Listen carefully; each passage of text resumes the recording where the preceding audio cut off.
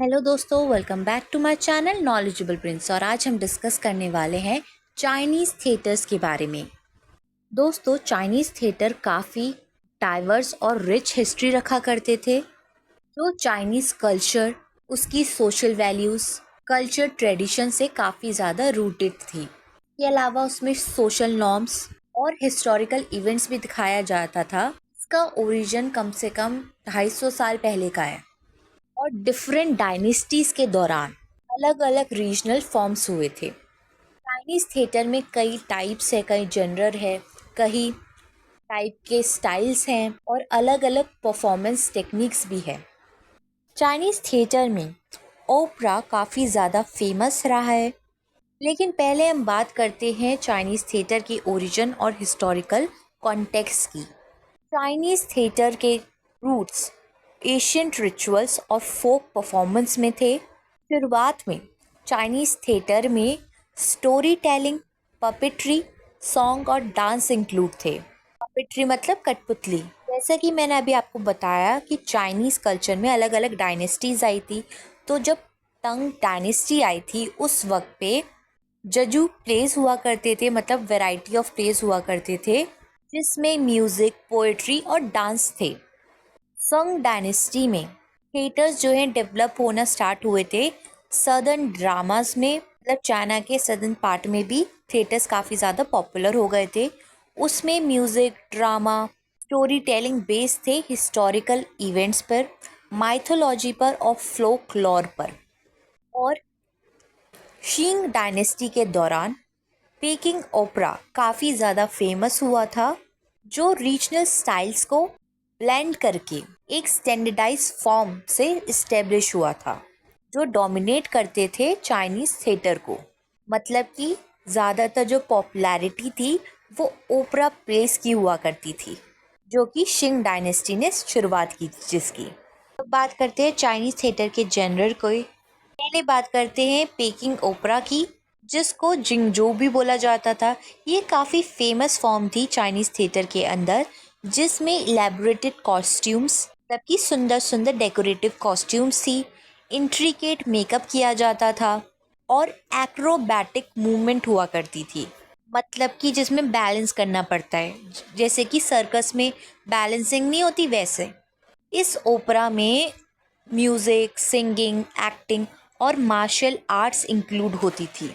जो स्टोरीज हुआ करती थी वो चाइनीज हिस्ट्री, फ्लोकलोर, क्लासिकल लिटरेचर को एक्सप्लोर करती थी, जिसके थीम्स थे लॉयल्टी, ब्रेवरी और रोमांस।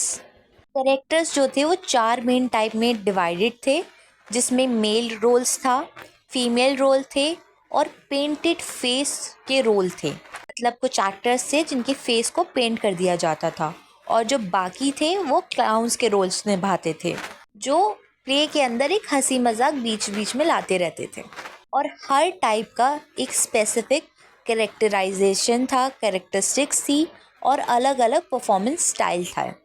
इसमें जो म्यूज़िक हुआ करता था वो 2 स्ट्रिंग्ड इंस्ट्रूमेंट से बजता था और एक फ्लूट होती थी जो कि मून शेप की होती थी। उससे म्यूज़िक दिया जाता था प्ले के अंदर, जिससे एक यूनिक, एक क्रिएटिव साउंड इफ़ेक्ट बनता था पूरी परफॉर्मेंस के साथ और एक इमोशनल इम्पैक्ट बना रहता था। जैसे कि अब आज के ज़माने की बात करें, जब कोई इमोशनल सीन होता है तो म्यूज़िक कैसा ऐसा देते हैं जिससे ऑडियंस को रोना आ जाता है। कोई हॉरर सीन होता है तो धक धक धक धक होती है। मतलब साउंड इफ़ेक्ट ऐसे दिए जाते हैं। कई कॉमेडी शोज़ में फेक लाफ्टर दिया जाता है ताकि लोगों को पता चले कि ये जोक था, इस पे हंसो। ऑल्दो वो फनी नहीं होते, बट चाइनीज़ प्लेज में, चाइनीज़ थिएटर में, स्पेशली ओपेरा में म्यूज़िक इफ़ेक्ट देते थे। नेक्स्ट जनरल है कॉन्क्वा। ये एशियन फॉर्म थी चाइनीज़ ओपेरा की, जो मिंग डायनेस्टी ने शुरुआत की थी जिसकी। इस थिएटर में पोएटिक लैंग्वेज का यूज़ किया जाता था। मतलब कि जो डायलॉग्स थे वो गा के बोले जाते थे, रिदम में बोले जाते थे, राइम करते हुए। ये थिएटर में जो प्लेस थे वो फोकस किया करते थे रोमांटिक और ट्रेजिक थीम्स को, और ये one of the oldest form थी चाइनीज़ थिएटर की, जो आज तक परफॉर्म भी की जाती है। नेक्स्ट जनरल था यूजू। ये ओरिजिनेटेड था जीजोंग प्रोविंस से, जहाँ पे मेलोडीज और पॉपुलर स्टोरीज पर प्ले करा करते थे वो लोग। और इस थिएटर में ब्रॉडर ऑडियंस, मतलब कि हर कोई आ सकता था। इस प्ले में स्ट्रेट फॉरवर्ड परफॉर्मेंस हुआ करती थी, जो फोकस करती थी लव, फैमिली और सोशल इश्यूज पर। नेक्स्ट टाइप थी कैंटोनीज ओपेरा, जो कि गुआंगडोंग और हांगकांग में परफॉर्म हुआ करते थे। इसमें लोकल डायलैक्ट्स, कस्टम और ट्रेडिशन के थीम्स पर प्ले बेस्ड हुआ करते थे। इसके जो फीचर्स थे उसमें कई सारे परफॉर्मेंस स्टाइल थे, जो स्टोरी टेलिंग को एक्सप्रेसिव गेस्चर्स और वोकल टेक्निक्स के द्वारा दिखाया जाता था ऑडियंस को, मतलब कि हाथों के इशारे या कोई सिंबल के थ्रू चीज़ों को ऑडियंस तक कन्वे किया जाता था। अब बात करते हैं चाइनीज़ थिएटर के स्ट्रक्चर और एलिमेंट्स की। पहले बात करते हैं स्टेज डिज़ाइन की। जो ट्रेडिशनल चाइनीज़ थिएटर थे वो काफ़ी सिंपल स्टेज थे, जिसमें बहुत ही थोड़े से डिज़ाइंस, थोड़े से प्रॉप्स, इन चीज़ों का यूज़ होता था। इसमें जो बैकड्रॉप था, बैकग्राउंड था, वो ऐसे पेंट किया जाता था जहाँ पे अलग अलग लोकेशन रिप्रेजेंट होती थी, इससे जल्दी जल्दी सीन्स को चेंज कर सके। अलग अलग बैकड्रॉप्स बना लेते थे और जैसे सीन शिफ्ट होता था वो बैकड्रॉप को रिप्लेस कर देते थे। नेक्स्ट एलिमेंट है costume and makeup. Chinese theatre में इलेबोरेट कॉस्ट्यूम्स एक हॉलमार्क की तरह काम करती थी, जिसमें जो डिज़ाइन और कलर थे वो कन्वे करते थे एक स्पेसिफिक मैसेज को, जो रिलेट करते थे कैरेक्टर की पर्सनालिटी से, सोशल स्टेटस से और रोल से।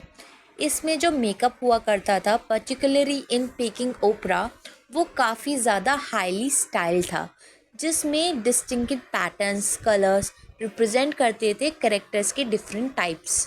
मतलब कि जो मेकअप था कैरेक्टर्स का, वो उनके पर्सनालिटी को, उनके स्टाइल को, उनके स्टेटस को भी रिप्रेजेंट करता था।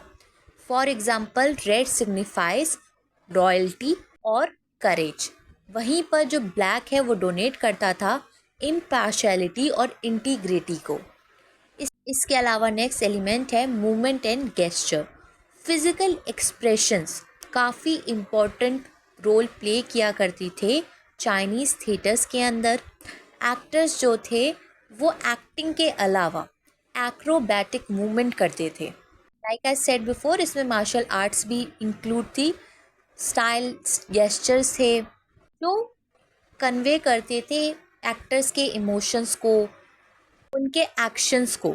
और ये सारे मूवमेंट्स कोरियोग्राफ थे, जिसमें जैसे जैसे सीन परफॉर्म होता था वैसे ही अलग म्यूज़िक प्ले होने लगता था, जो स्टोरी को और ज़्यादा, स्टोरी टेलिंग को और ज़्यादा इन्हेंस कर दिया करता था, जिससे ऑडियंस काफ़ी एंटरटेन हुआ करती थी। अब बात करते हैं चाइनीज़ थिएटर के कल्चरल सिग्निफिकेंस की।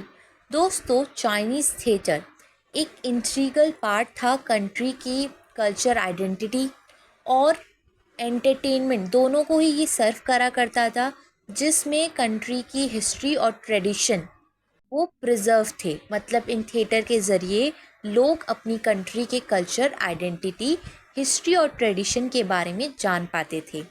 ये जो परफॉर्मेंस थी वो सोसाइटल वैल्यूज़, मॉरल लेसन और हिस्टोरिकल इवेंट्स को दिखाया करती थी, जो ऑडियंस को इंगेज करती थी, ऑडियंस को इंस्पायर करती थी अपने कल्चर हेरिटेज को जानने में। ये थिएटर काफ़ी इम्पोर्टेंट रोल प्ले करते थे कम्युनिटी लाइफ में, क्योंकि इनकी जो परफॉर्मेंस थी वो ज़्यादातर फेस्टिवल, सेलिब्रेशन या रिचुअल्स के दौरान हुआ करती थी। जैसे कि बाकी थिएटर्स, जैसे मैंने आपको बताया था कि रोमन थिएटर्स जो है वो भी फेस्टिवल के दौरान परफॉर्म करते थे, ग्रीक थिएटर्स वो भी फेस्टिवल के दौरान परफॉर्म करते थे। अगर आपको इन दोनों थिएटर्स के बारे में जानना है तो आप मेरे चैनल पे जाके देख सकते हैं। और अगर आपको कोई और वीडियो चाहिए इंग्लिश लिटरेचर में तो प्लीज़ हमें कमेंट सेक्शन में लिख कर ज़रूर बताएं, और साथ ही हमारे चैनल को सब्सक्राइब करना ना भूलें, ताकि आप आने वाली कोई भी वीडियो मिस ना करें। ये जो चाइनीज़ थिएटर है ये यूनिटी, कल्चर, प्राइड, इन चीज़ों को प्रमोट करते थे कम्युनिटी के बीच में। मॉडर्न टाइम में चाइनीज़ थिएटर ने अडेप्ट किया था आर्टिस्टिक ट्रेंड्स को। अभी भी ट्रेडिशनल फॉर्म को वो सेलिब्रेट करते थे, इंटरप्रेट करते थे अपने प्ले के ज़रिए, जो कि एक टाइप का मिक्सचर था। ट्रेडिशनल एलिमेंट भी दिखाते थे वो लोग और मॉडर्न थीम पर और परफॉर्मेंस टेक्निक पर भी ये प्ले बेस्ड होते थे मॉडर्न टाइम्स में। लेकिन चाइनीज़ थिएटर डिक्लाइन होने स्टार्ट हो गए थे 20th सेंचुरी में ड्यू टू कल्चर रिवॉल्यूशन। आज के टाइम पे जो ट्रेडिशनल चाइनीज़ थिएटर है वो दोबारा से रिन्यूड हुए हैं। आर्टिस्ट और इंस्टीट्यूशन के साथ ये लोग प्रमोट करते हैं अपने कल्चर की सिग्निफिकेंस को, चाइनीज़ हिस्टोरिकल इवेंट्स को वो लोग बताते हैं प्ले के अंदर, अपने कल्चर और ट्रेडिशनल वैल्यूज़ को दिखाते हैं ताकि आने वाली जो फ्यूचर जनरेशन है वो भी अपने कल्चर को जान पाए। ये क्विकली समझते हैं हमने चाइनीज़ थिएटर में क्या क्या पढ़ा है। चाइनीज़ थिएटर का ओरिजिन युआन डायनेस्टी ने किया था इन 13th सेंचुरी। इसमें जो परफॉर्मेंस होती है वो सिंबॉलिक और ऑपरेटिव होती है। इसमें जो एक्टर्स होते हैं वो अलग अलग रोल्स को फाइन करते हैं, जिसमें एक्टर्स के जो करेक्टरिस्टिक्स हैं, जो उनका स्टाइल है, वो उनके कॉस्ट्यूम और मेकअप के ज़रिए दिखता था। इन थिएटर्स के थीम ज़्यादातर history, social value, moral values, traditional values पे उनकी कंट्री की उस पे बेस्ड थे। जो स्टेजिंग थी, जो स्टेज था वो काफ़ी सिंपल हुआ करते थे। ये जो कल्चर सिग्निफिकेंस है उसमें वो लोग मॉरल एजुकेशन को दिखाया करते थे और साथ ही ऑडियंस का एंटरटेनमेंट भी किया करते थे। दोस्तों यही थी सारी चीज़ें चाइनीज़ थिएटर के अंदर। होप आपको वीडियो समझ में आ गई हो, और वीडियो देखने के लिए हमारे चैनल को लाइक करें, शेयर करें और सब्सक्राइब करना ना भूलें। Thank you for watching this video.